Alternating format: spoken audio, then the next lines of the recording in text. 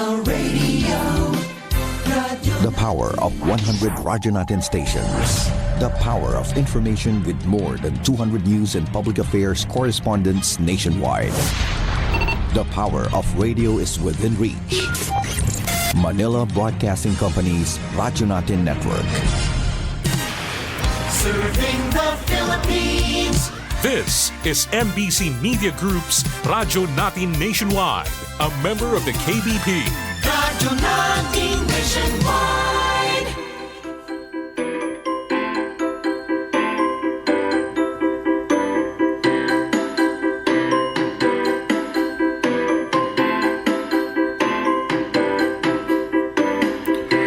Welcome to Himaya sa Diyos, the weekly program of Sunday Mass readings, inspirational homilies by bishops and priests of the Holy Catholic Church from the Diocese of Kansas and the Diocese of the Philippines. Himaya sa Diyos, sa ingon usab makaigsunan ko sa kahanginan o kitang tanan nga naghigayon sa pagpaminaw sa usag-usa maayong buntag kaniyong tanan. Aniya na kita karon sa ikatalong Domingo sa Pasko sa pagkabanhaw sa atong Ginoo. Ug sa kanunayon magalaom kita nga ang kabanhawan sa Ginoo naghatag usab nga hingpit nga kabanhawan sa atong Kristohanon nga kinabuhi diya sa lawig nato sa atong Kristohanon nga kinabuhi. Magampo kita. O Diyos, maglipay unta kanunay ang imong katawhan. Human mabag-o ang iyang kabatan-on sa kalag, aron ang imong gilipay sa iyang paghibalik ngadto sa himaya sa pagkasinagop. Magpaabot nga mapasalamaton sa adlaw sa pagkabanhaw. Kini among gipangayo pinagi sa among Ginoong Kristo imong anak, nga buhi ug hari uban kanimo ug sa Espiritu Santo, Dios nga usa hangtod sa kahangturan.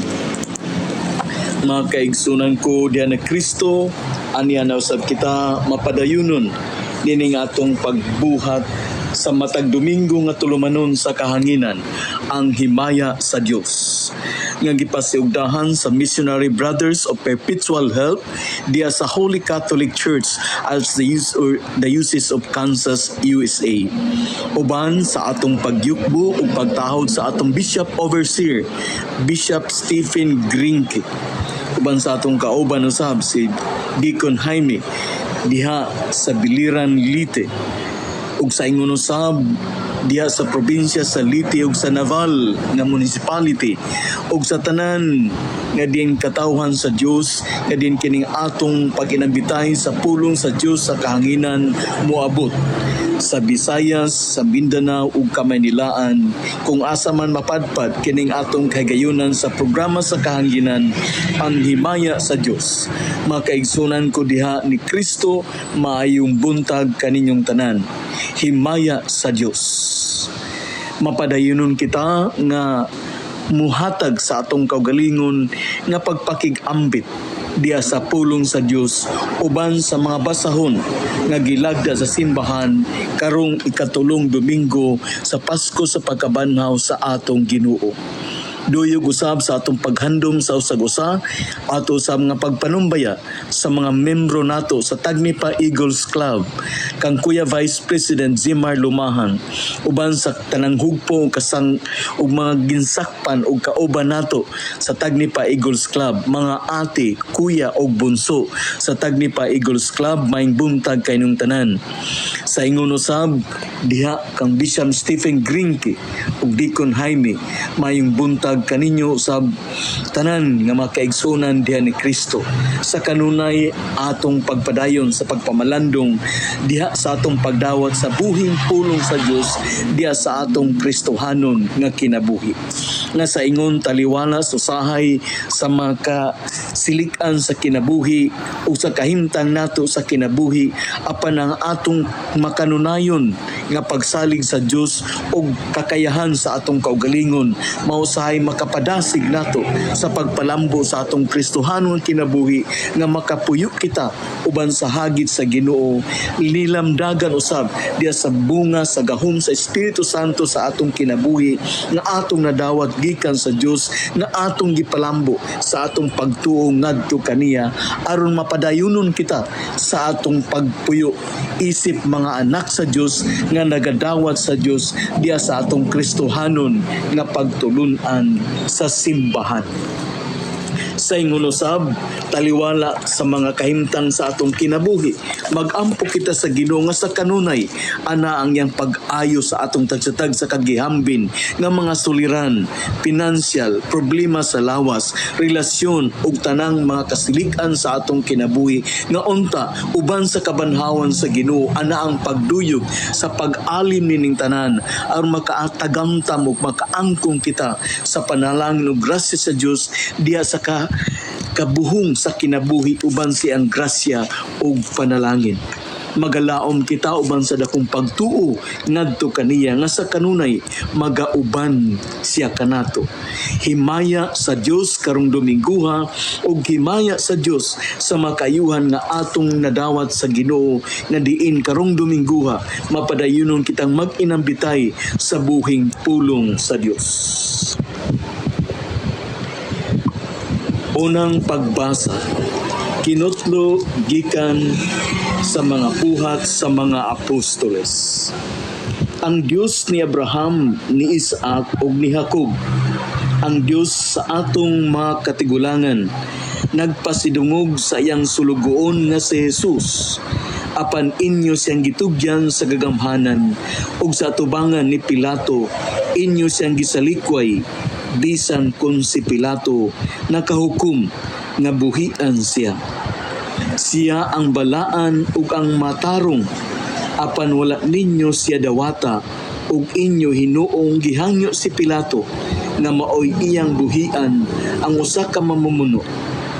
Ug gipatay ninyo ang tinubdan sa kinabuhi, apan gibanhaw siya sa Dios ug kamo mga saksi niini. Ug karon makaigsuonan, nahibalo ako nga wala ka masayod sa gibuhat ninyo ug sa inyong mga pangulo batok kang Jesus. Dugay na kaayong gipahibalo sa Dios pinaagi sa tanan niyang mga propeta nga kinahanglan mag-antos ang Mesiyas ug gituman kini sa Dios niining paagiha. Busa paghinulsol kamo ug balik sa Dios aron papason niya ang inyong mga sala. Ang pulong sa Ginoo. Salmo responsoryo, Ginoo ipadanag kanako ang imong nawong.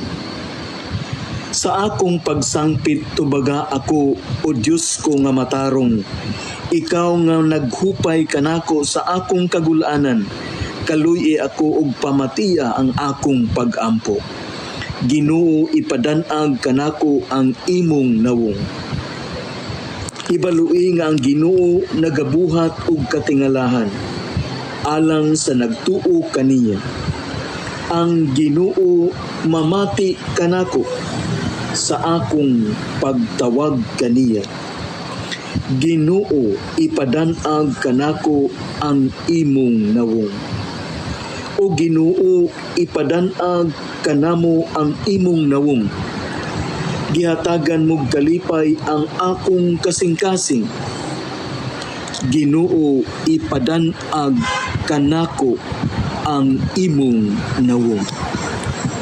Sa akong paghigda nakatulog dayon ako nga malinawon, kay ikaw lamang o Ginoo nagdala og kasiguruan sa akong puloy-anan. Ginoo ipadanag kanako ang imong nawong. Ikaduhang pagbasa.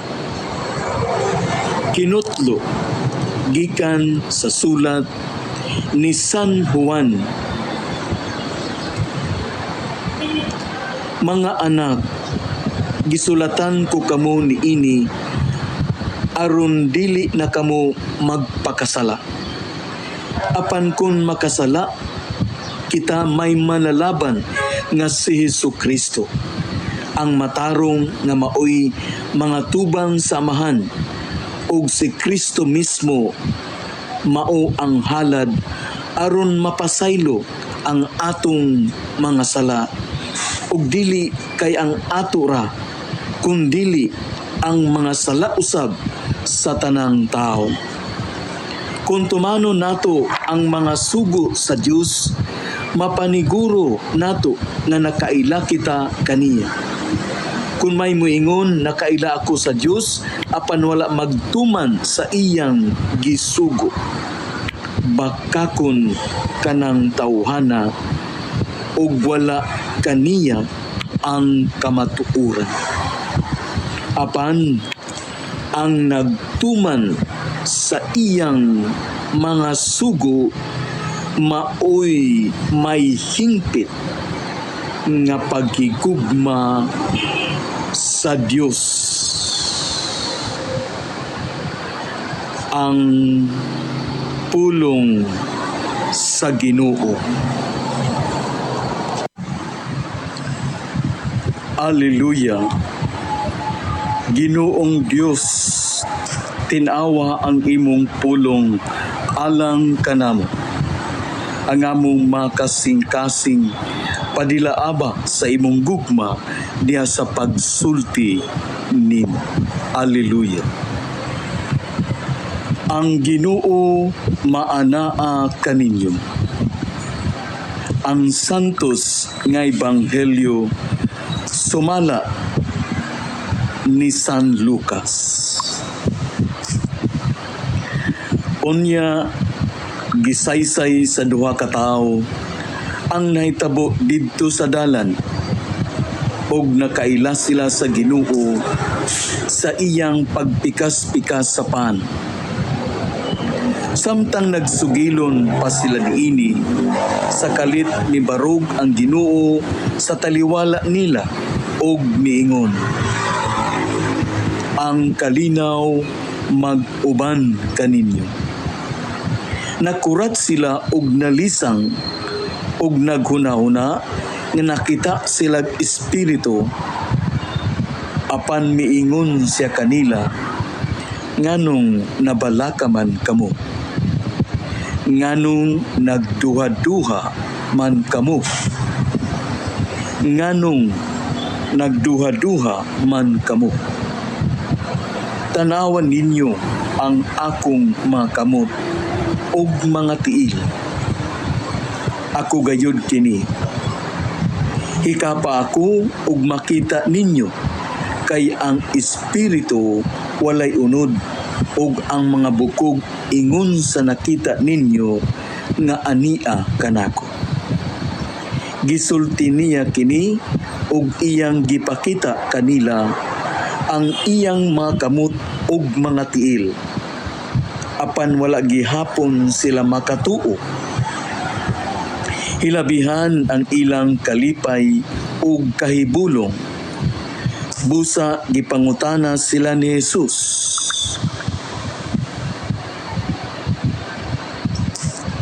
Busa gipangutana sila ni Jesus. Duna ba kamoy makaon dinhi?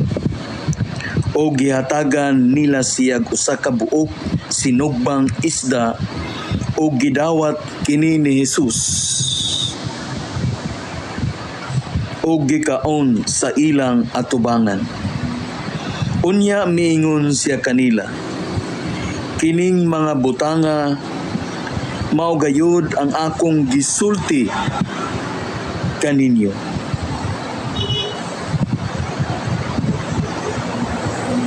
Mao gayud ang akong gisulti kaninyo samtang ako uban pa kaninyo. Kinahanglan matuman ang tanan nga naisulat may tungod kanako sa balaod ni Moises ug sa mga sinulat sa mga propeta. Ingon man ang mga salmo. Unya gipasabot niya sila sa kasulatan ug miingon siya kanila, kini mao ang naisulat nga ang Mesiyas kinahanglan mag-antos ug unya mabanhaw sa ikatulong adlaw. Ug nga sa iyang ngalan ang mensahe mahitungod sa paghinulsol ug pagpasaylo sa mga sala kinahanglan isangyaw ngadto sa tanang mga nasod sugod sa Jerusalem. Kamu mga saksi ni ining mga butanga. Ang Ebanghelyo sa Ginoo. Mga kaigsunan ko, sa nadungog nato nga mga mensahe sa Dios diya sa Ebanghelyo ni San Lucas niining ikatulong Domingo sa Pasko sa pagkabanhaw sa atong Ginoo. Sa ingon na usab, adunay duha ka puntos nga atong mapamalandungan. Duha ka puntos nga magdala kanato sa usa ka pagpamaladlong nga mutidlom sa atong galamhan aron kita makabati sa importansya sa mensahe sa Dios diha sa atong yano na Kristohanon nga kinabuhi. Ug sa ingon magaabri sa atong nga salabutan unahuna og pagbati nas diha sa atong Kristohanon nga kinabuhi atong hinay-hinay nga madawat ug mapuy-an sa konkreto nga pamaagi aron kita mapakapadayon diha sa atong pagdawat sa Dios, pagpuyo sa atong kinabuhi at tubangan sa Dios sa atong pamilya ug sa katilingban.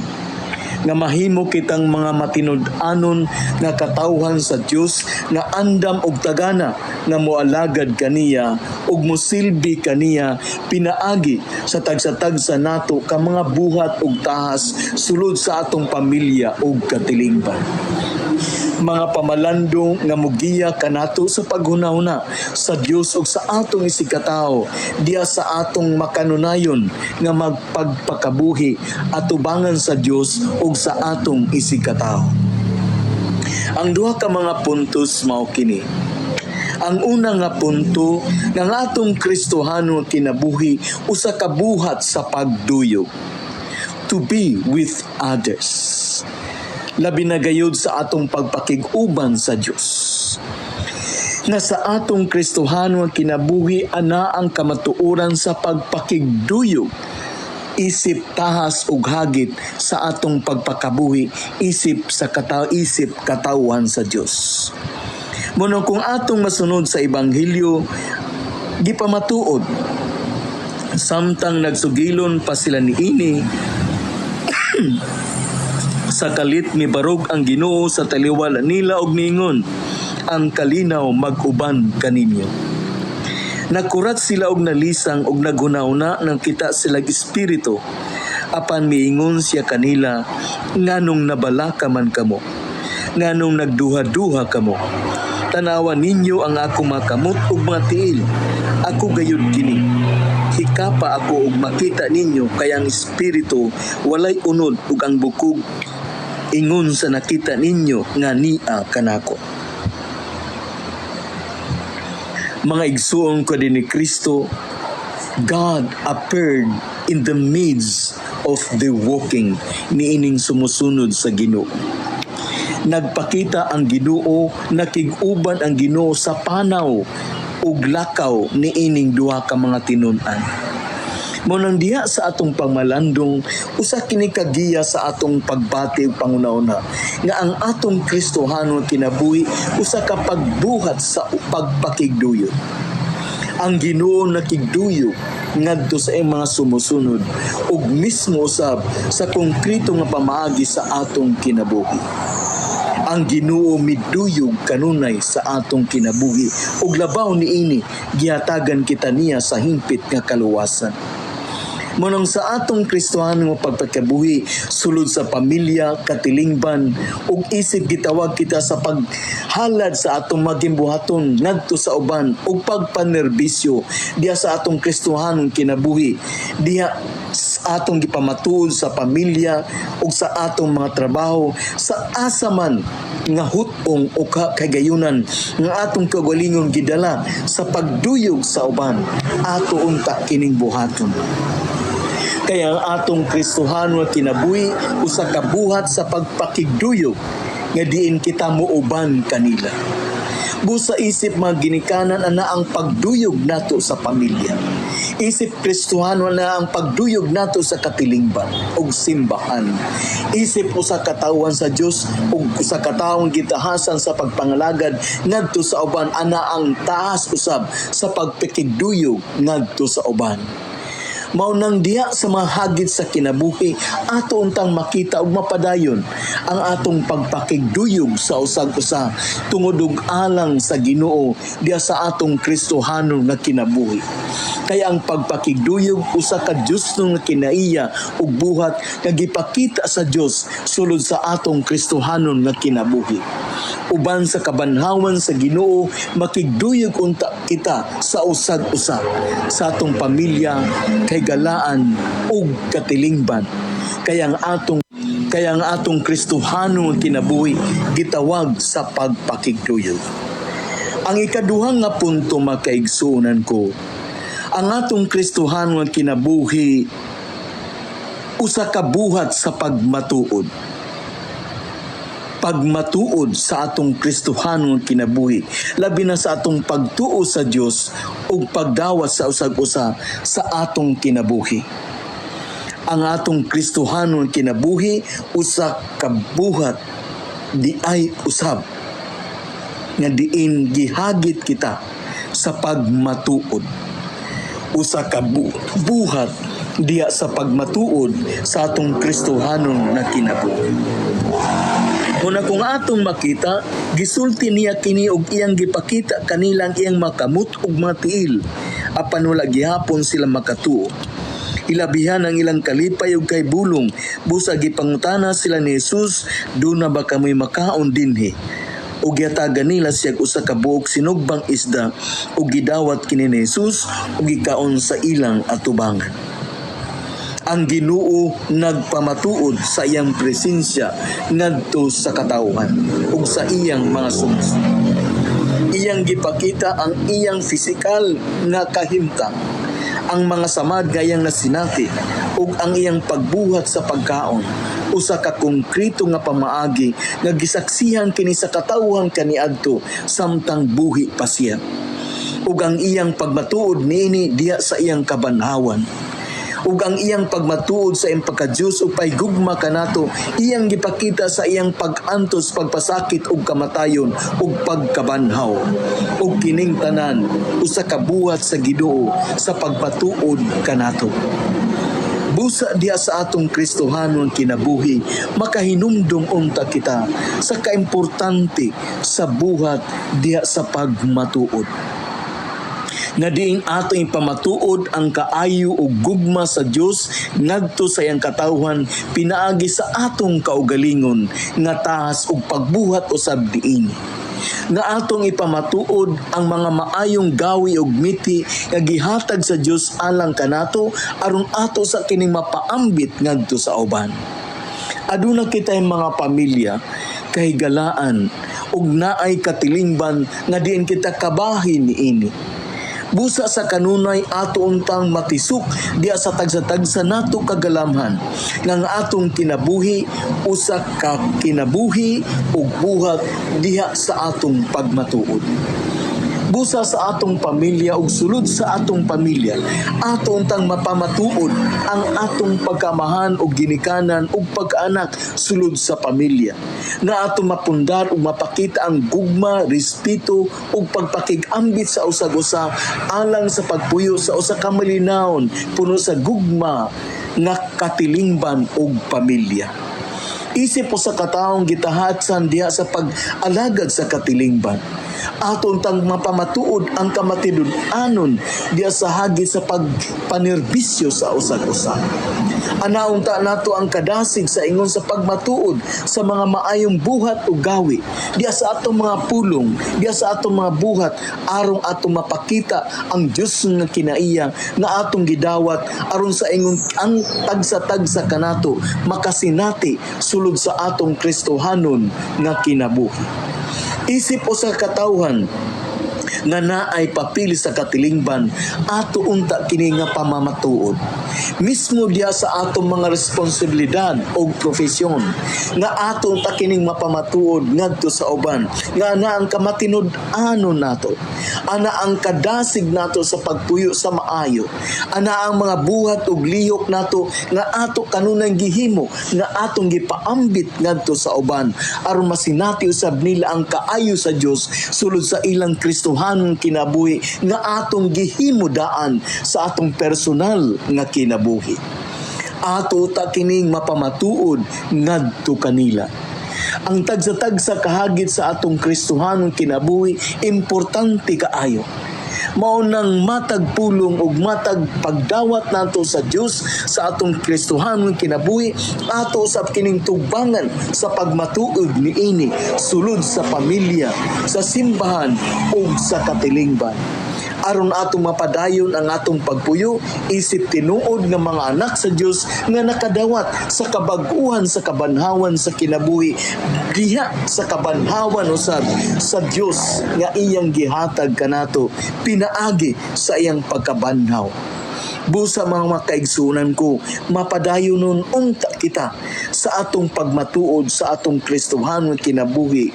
Pagmatuod sa gugma, kaluoy, pasaylo, o pagdawat sa usag-usa, o kamaayong gawi sa kinabuhi ngadto sa uban sa ngalan sa Dios sa atong Kristohanon nga kinabuhi. Sa ingon mga kaigsunan ko, atong tang hinumduman ng atong kinabuhi, usa ka kinabuhi ug buhat diha sa pagduyog, diha sa pagmatuod, isip mga anak ug katawhan sa Dios nga gihigugma niya ug gitubos sa ngalan sa iyang pagka-Dios sa atong Kristohanon nga kinabuhi. Napupos na ang mga gutlo sa atong pagpakig-ambit, busa atong mga pagpasalamat sa usag-usa. Sa ngalan sa Holy Catholic Church Apostolic of the Philippines, kini inyong igsuon Bishop Melvin Clapano sa Holy Catholic Church Apostolic of the Philippines sa Diocese of Kansas, uban ni Deacon Jaime, uban usab ni Bishop Stephen Grinke ug tanang matuuhon sa Holy Catholic Church, kaniyong tanan daghan kaayong salamat uban nining sikat natong station sa radyo ang 103.9 FM Naval uban sa tibok puwersa niini. Daghan kaayong salamat kaninyong tanan. Magampo kita. O Ginoo, sud-unga nga maluluyo ang imong lungsod ug gitugot nga ang gibag-o mo pinagi sa mga misteryo nga walay katapusan makadangat sa himaya sa pagkabanhaw. Kini among gipangayo pinaagi ni Kristo among Ginoo. Amen. Dalaygon o gimaya sa Dios. Og manalangin kaninyo ang Dios magahom sa tanan, ang Amahan, ang Anak, ug ang Espiritu Santo. Amen.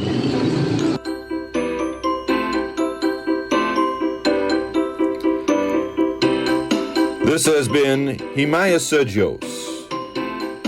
Our program was sponsored by the Society of the Missionary Brothers Perpetual Help. Our music is furnished by Ben Sound. Join us next week at this time for Himaya sa Diyos. This is Father Steve Granke saying, Ang Ginoo mana kaninyo. God bless you all. Our town, our radio, Radyo Natin.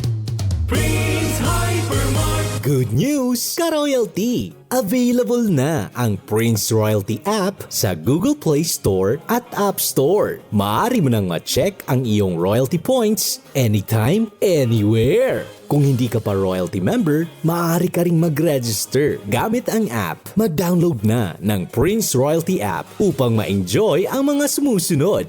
Ma-check ang inyong total royalty points. Ma-track ang iyong transaction history.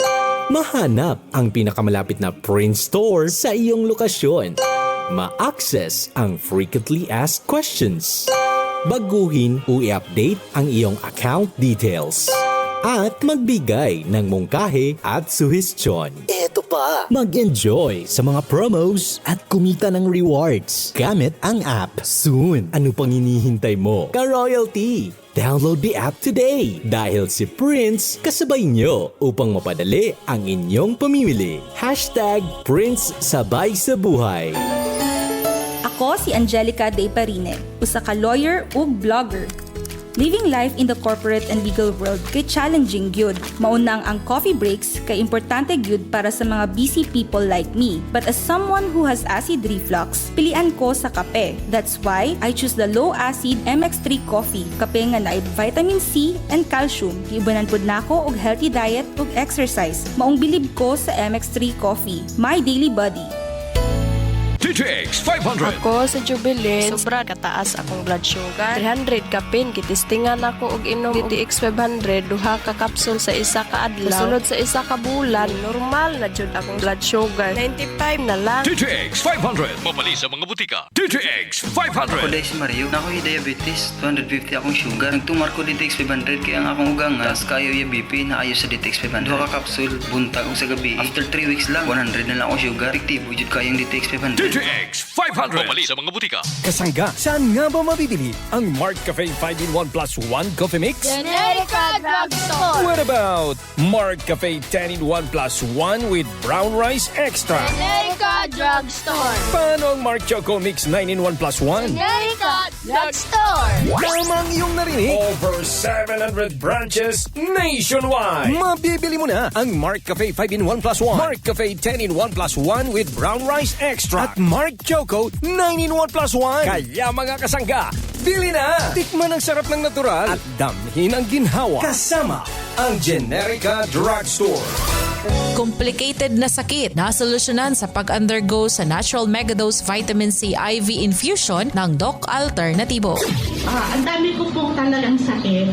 Bukod sa mataas ang sugar, cholesterol, marami po may heart enlargement ako.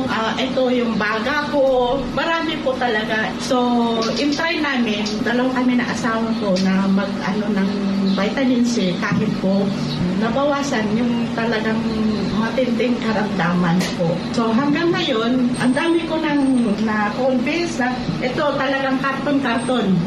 Ako po si Teresita Porinas from Lando 58. Pruweba na epektibong nakakatulong ang Doc Alternativo. Sa Naval, Biliran, matatagpuan sa RK Building, Castin Street, Hospital Drive, Naval, Biliran. Bukas alas 9 ng umaga hanggang alas 5 ng hapon. Doc Alternativo para sa herbal at natural na lunas. Ang King's VitaPlus Animal Feed Supplement, pinakakompleto nga bitamina nga gi-formulate para sa atong alagang baboy. Sa isa ka box, paigo sa 20 kapag gamit na makagasto ka lamang og tag 5 pesos kada gamit. I-mix ang usa ka kutsara sa tulog